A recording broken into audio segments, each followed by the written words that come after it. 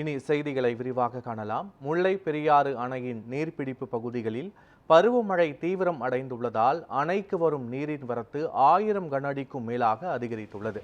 இது தொடர்பான முழுமையான விவரங்களோடு எமது செய்தியாளர் மதன் அசோக்குமார் வழங்க கேட்கலாம். வணக்கம் மதன் அசோக்குமார், முழு விவரங்கள் என்ன? வணக்கம் பத்மநாபன். தமிழக கேரள எல்லையில் உள்ள முல்லைப்பெரியாறு அணையின் நீர்பிடிப்பு பகுதிகளில் பருவமழை தீவிரமடைந்திருப்பதால் அணைக்கு நீர்வரத்து 1000 கன அடி அதிகமாக அதிகரித்துள்ளது. அணையின் நீர்மட்டம் ஒரே நாளில் 1 அடி கிடுகிடுவென உயர்ந்து 115.65 அடியாக உள்ளது. தமிழக கேரள எல்லையில் 152 அடி உயரம் கொண்ட முல்லைப்பெரியாறு அணை உள்ளது.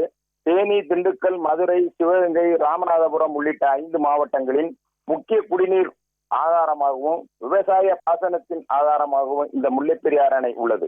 இந்த நிலையில் முல்லைப்பெரியாறு அணையின் நீர்பிடிப்பு பகுதியில் தொடர்ந்து பருவமழை தீவிரமாக பெய்து வருகிறது.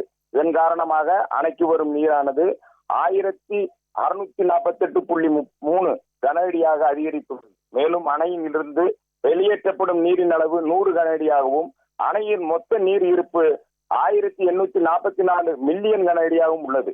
தற்போது 152 அடி உயரம் கொண்ட அணையின் நீர்மட்டம் ஒரே நாளில் கிடுகிடுவென 1 அடி உயர்ந்து 115.65 அடியாக இருந்து வருகிறது.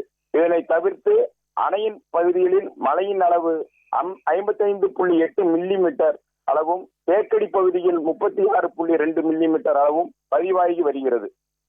கடந்த சில மாதங்களாக அணைப்பகுதியில் மழை பொழிவு இல்லாததால் அணையின் நீர்மட்டம் சரிந்து வந்த நிலையில் தற்போது பருவமழை தீவிரமடைந்து மழை பொழிவு ஏற்பட்டு அணையின் நீர்மட்டம் உயர்ந்து வருவது விவசாயிகள் மத்தியில் மகிழ்ச்சி ஏற்படுத்தியுள்ளது. பத்மநாபன்.